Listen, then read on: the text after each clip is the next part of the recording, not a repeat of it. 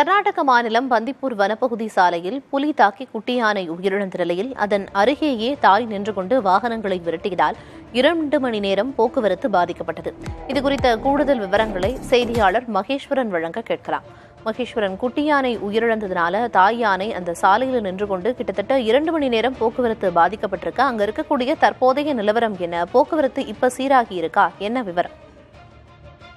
பிரியதர்ஷினி, நீலகிரி மாவட்டம் முதுமலை புலிகள் காப்பக வனப்பகுதியை ஒட்டியிருக்கிறது பந்திப்பூர் புலிகள் காப்பக வனப்பகுதி.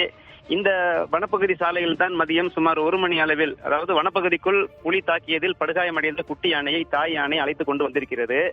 சாலையை கடக்க முயன்ற போது குட்டி யானையால் உடல்நிலை முடியாமல் அது சாலையிலேயே படுத்த நிலையில் தாய் யானையும் அங்கே நின்று அந்த வழியாக அனைத்து வாகனங்களையும் விரட்டி இருக்கிறது.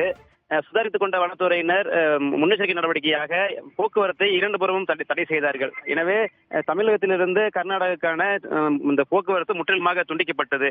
பின்னர் ஜேசிபி உதவியுடன் தாய் யானை அங்கிருந்து விரட்டப்பட்டு குட்டி யானைக்கு சிகிச்சை அளிக்க வனத்துறையினர் முயன்ற போது அது உயிரிழந்திருக்கிறது. தற்போது அந்த குட்டி யானையை வனப்பகுதிக்குள் அப்புறப்படுத்தியிருக்கிறார்கள். தாய் யானை அங்கே நின்று கொண்டிருக்கிறது. சுமார் 2 மணி நேரத்திற்கு பிறகு போக்குவரத்து சீராகி இருக்கிறது. வனத்துறையினர் அங்கே இருக்கிறார்கள். இன்னும் சற்று நேரத்தில் குட்டி யானையினுடைய உடல் பிரேத பரிசோதனை செய்யப்பட வருகிறது. பிரியதர்ஷினி, விவரங்களை வழங்கியதற்கு நன்றி மகேஸ்வரன்.